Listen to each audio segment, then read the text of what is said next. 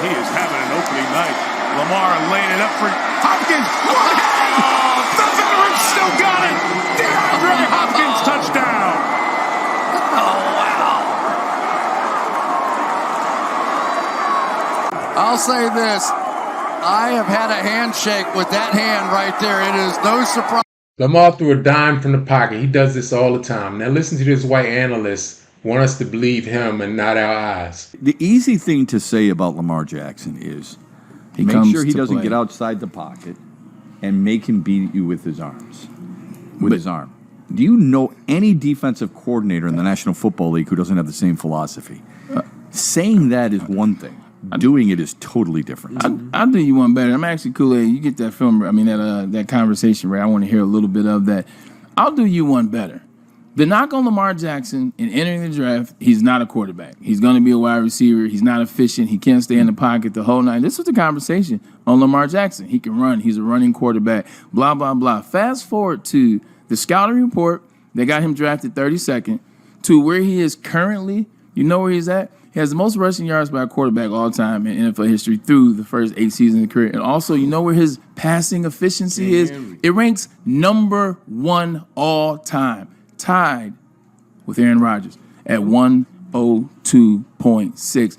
You can't just leave him in the pocket because that's where he's been destroying teams in the last 2 years, in the pocket. You don't believe me? Go look at last year's stats when he didn't win the MVP and what he did. 4 interceptions, 4,100 yards passing. 42 touchdowns. Yeah, but you don't want him outside. You don't want him rolling out. You don't want him on the field. Okay. But there's nothing you can do about that. Yeah. So the question is, you got to pick your poison with him. Yeah. And you would rather have him in the pocket than outside the pocket where he's a dual threat. That's my only point. Welcome to Triple T Sports. That's Triple T Sports. Tell the Truth Sports. With Betsal'el and Doc. Did y'all just hear that foolishness? Did you just hear the foolishness? And then he got checked. He got checked by the brother. See, as these white men, they will not stop. They just fear the athleticism of African American black men. Our athleticism is so far more superior than any other race of people. But there's nothing wrong with that. It's okay. These are the gifts that the Most High gave us. And so they shouldn't hate on them. They should just go ahead and enjoy it, you know? But that's what racism does. Racism is full with jealousy and hatred and different things like that. It's all wrapped into one big evil. So Lamar Jackson, it's just been announced that he has surpassed all the quarterbacks with respect to efficiency rating as his quarterback passing, right? Quarterback passer rating with efficiency is at 102.6 or something like that. But anyway, nevertheless, it's 100 and something, but it's the top ever. His quarterback rating is the top ever. He surpassed Aaron Rodgers. And so with that, you still got people like this guy talking about, you know, the knock on him is to keep him in the pocket. You know, just basically what he's saying is don't let him run because we know that's what he can do. He's just a runner. We just, you know, to win against him, just keep him in the pocket. So, because they want to say that pocket passers are always better than dual threat or running quarterbacks. They want to always say pocket passes are better.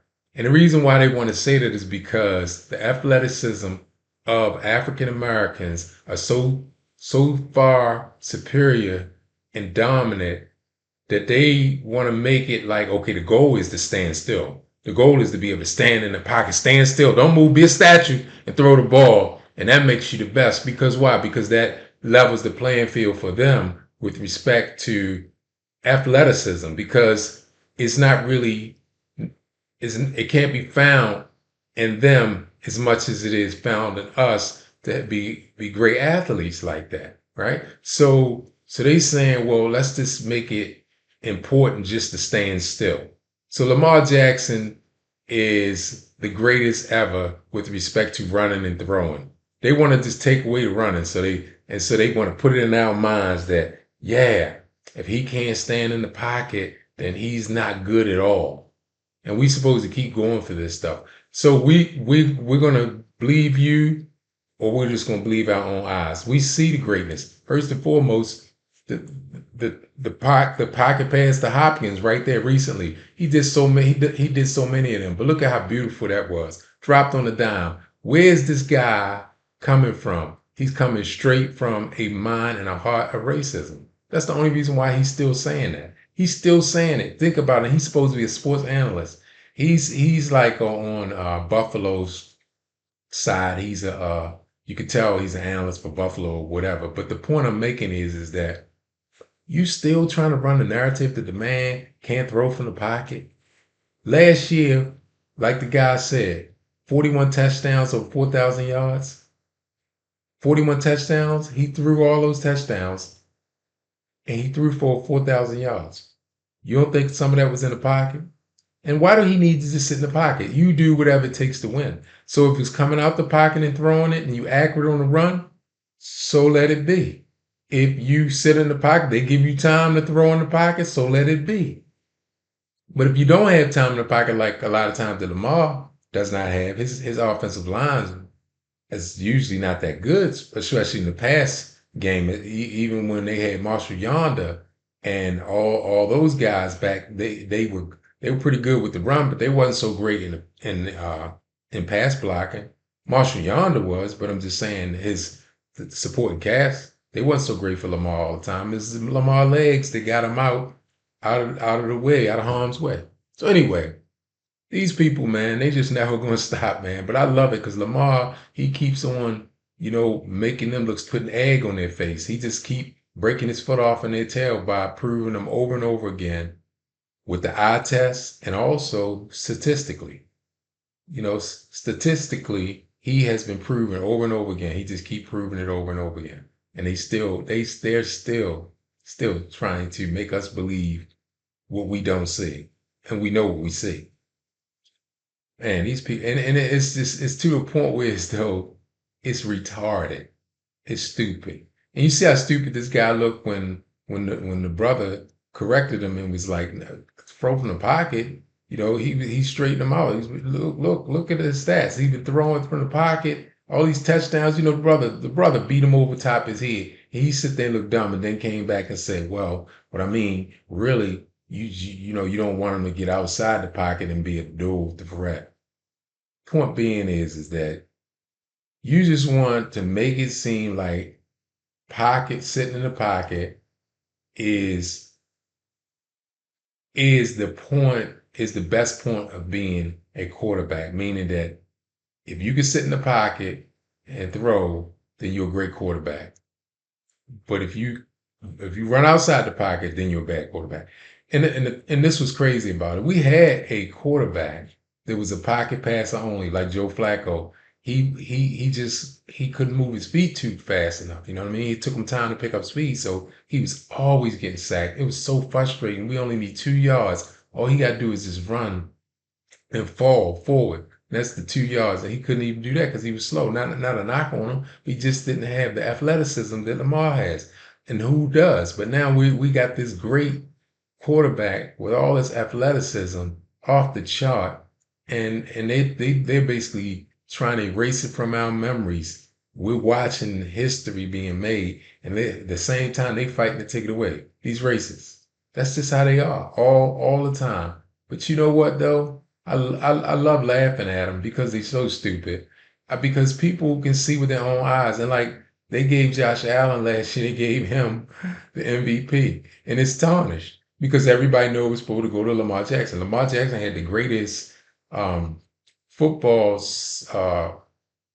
performance ever in a season last year. I mean, 41 touchdowns or whatever, 40-something touchdowns or 4,000 passing yards in the air and up to 900 and something yards on the ground.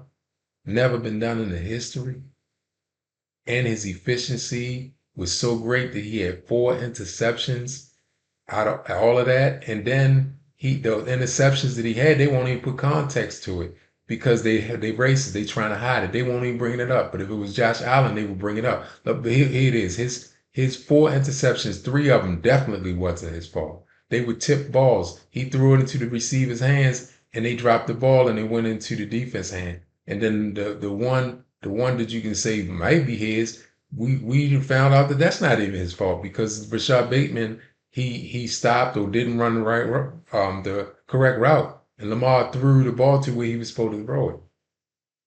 But they won't tell us that he got 4 interceptions. That's really good. No, he had 0 to 1 interceptions, really. But if it was Josh Allen, the white guy, they would have said, "Oh yeah, he really has 0 interceptions because those interceptions was his offensive wide receivers' fault." That's what they do. But they control the media, and then they got their little puppeteers, the black ones that come on there because they need some money. So they come on there and back that stuff up, knowing they know better.